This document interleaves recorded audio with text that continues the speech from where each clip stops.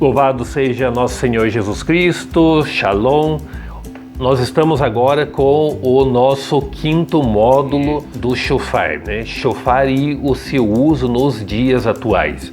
E como eu sempre tenho comentado e mostro o meu shofar, esse aqui é um shofar de carneiro, né? Ele é bastante bonito, bem lustroso, e tem aqui um outro que é o shofar de oryx. Olha o comprido que é esse shofar.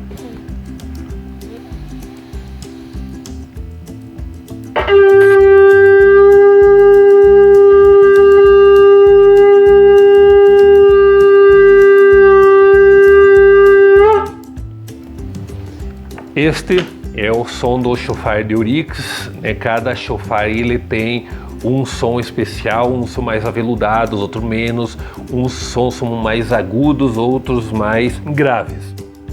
E esse instrumento aqui, eles foram usados pelos povos antiguíssimos. Estamos falando os povos de 2000 anos antes de Cristo, os povos do Baixo Mediterrâneo, da Babilônia, norte do Egito.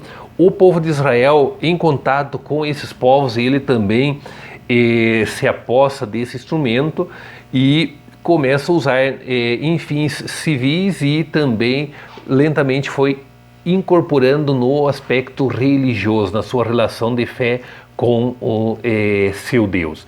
E é interessante que eles são esses portadores e que nos trazem o shofar até a época de Cristo, de Maria, de José, né? O shofar ele era um instrumento tocado comum nessa época. E depois ele também vai ter um desenvolvimento, né? Porque depois da destruição do Templo de Jerusalém, no ano 70 depois de Cristo, pelos romanos, este instrumento ele deixa de ser um instrumento civil e ele vai se tornando um instrumento religioso, vai ganhando um maior espaço no aspecto celebrativo. E com também a expulsão dos judeus dessa área aí, também esse instrumento ele é difundido com essas comunidades que vão peregrinando o mundo afora. Nós vamos ter um dos módulos que vai falar um pouco da dispersão do povo de Israel e também das formas do shofar, porque o shofar de carneiro foi muito importante também para essas comunidades. Também a expansão do cristianismo, quando tem a perseguição e a fuga, poderíamos dizer, do povo de Israel, da Palestina, nós temos aí também a expansão do cristianismo ou dos que seguiam o caminho, né? Os seguidores do caminho, que eram os que seguiam a Jesus Cristo, muitas comunidades procedem do judaísmo, e todas essas pessoas elas também levam os seus instrumentos e símbolos religiosos, e o shofar ele fazia parte também dos instrumentos de expressão da religiosidade, e as primeiras comunidades também faziam uso desse instrumento. Nós não temos relatado, você teria que fazer uma pesquisa muito meticulosa nos primeiros escritos de como usavam, quando usavam, e quando se deixou de usar, porque se fosse um uso muito comum, eles teria na tradição também seguido o uso nas comunidades posteriores do shofar. Mas nós não temos um relato histórico deste elemento, e seria interessante aí um estudo para ver como aconteceu esse desenvolvimento e esse uso dentro das comunidades, as primeiras comunidades cristãs depois da perseguição. Um dos comentários que se pensa era que com o advento das perseguições, principalmente pelo poder civil contra os judeus e os primeiros cristãos, eles deixaram de tocar o shofar, porque ao tocar o shofar, ali identificava que existia um cristão ou que existia um judeu, e eles eram presos, porque foram as duas religiões, a tradicional, o judaísmo, e a iniciante, que era o cristianismo, eles foram muito perseguidos nos seus inícios. E com isso se reduziu o uso do shofar e também tocar o shofar. Ele praticamente foi reduzido também às catacumbas, essa simbologia. E o povo de Israel, com a dispersão, ele vai levar o shofar também como um símbolo religioso e que nos traz até os dias de hoje. Mas não quer dizer que os cristãos nunca tenham usado o shofar. Isso sim, eles usaram, mas não foi transmitido de comunidade para comunidade devido que foram comunidades mais estáveis e a sua expansão ela foi lenta e provavelmente foi um símbolo deixado de lado pelas primeiras comunidades. Nos dias de hoje, é interessante que o Estado de Israel, quando elege um presidente, eles ainda fazem uso do shofar. Então ele tem um pequeno aspecto civil, né? Mas lembrando de toda essa história da tradição de fé do povo de Israel. Eles foram sempre tocados nas sinagogas, e principalmente em 2 dias, que era o Ano Novo e também o Dia do Perdão. São 2 dias muito especiais para o povo de Israel, e aí tem sons especiais tirados do shofar, né? Tem os toques especiais que se tocam nesses dias. E os cristãos, eles, né, nos dias atuais, eles têm resgatado esse instrumento, né, como foram os outros que nós temos nas nossas liturgias, os nossos instrumentos musicais. Eles foram entrando de uma maneira ou outra na vida de fé das pessoas.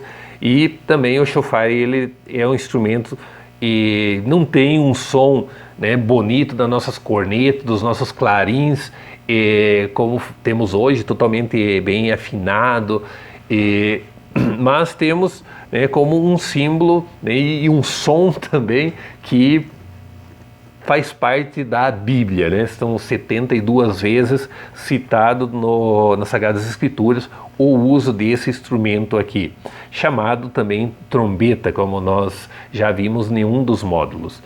E os cristãos, como eu comentei, têm resgatado esse instrumento como inúmeros outros para o enriquecimento nos momentos de orações, de reflexões da Palavra de Deus e também da celebração de jubileu. O jubileu, o povo de Israel, eles tocavam o shofar para celebrar um jubileu, para dizer: Deus nos abençoa neste ano, né? Que bonito nós, quando celebramos um jubileu, seja nossas paróquias, comunidades, dioceses, ou até o jubileu de vida, né? Os meus 25 anos, os meus 50 anos, os meus 75 anos, por que não tocar o shofar nesse sentido, dizendo: Deus está me abençoando nesse meu tempo de festas. E quanto mais vivencial nós tornamos o momento da escuta da palavra, mais pedagogicamente tem mais enraizamento naqueles que ali vivenciam esse momento da espiritualidade. Então é importante a gente, ao ler a palavra, também buscar criar uma atmosfera nesse ambiente onde se proclama a palavra, onde se escuta a palavra. E o uso do instrumento, ele deve-se ater à sacralidade do lugar e daqueles que estão naquele lugar. Então, do lugar e das pessoas que conformam aquele espaço ali.